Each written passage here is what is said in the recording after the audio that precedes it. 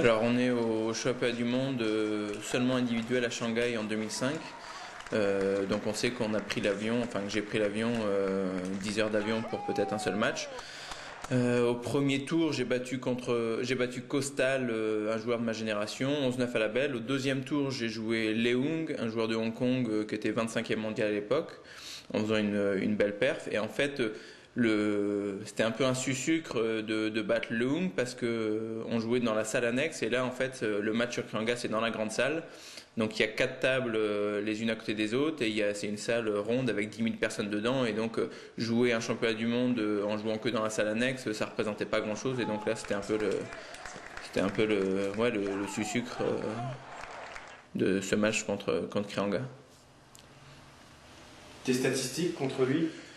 En fait, je crois qu'avant le match, on est quasiment à 50-50. Je me souviens d'avoir battu au top 12 européen en demi-finale en 99.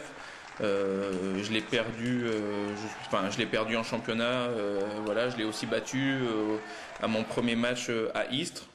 En fait, souvent les matchs en 3-7 gagnants, depuis qu'on joue en 11 points, je crois que je l'ai le plus souvent battu. Par contre, plus les matchs durent, donc plus les matchs durent dans le temps, c'est-à-dire 4-7, 5-7, 6-7, plus c'est un avantage pour lui. En général, comment tu le gênes? En fait, c'est un joueur qui est très bon quand le jeu est lancé, et comme moi, c'est aussi ma force, j'arrive quasiment à faire jeu égal avec lui dans tous les points en top sur top. Et comme normalement je le domine en service remise, j'arrive à lui poser pas mal de problèmes. Sa balle en fait me gêne pas trop, notamment sa première balle en revers où même si de temps en temps il joue très fort, j'arrive souvent à lire la trajectoire, donc je le gêne aussi pas mal en variant le service avec les services longs, en enchaînant vite derrière.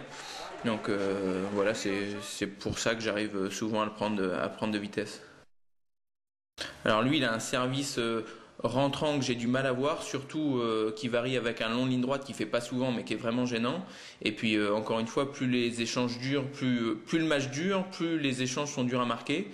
Et puis voilà, donc après c'est relativement épuisant et comme on a souvent l'initiative du jeu,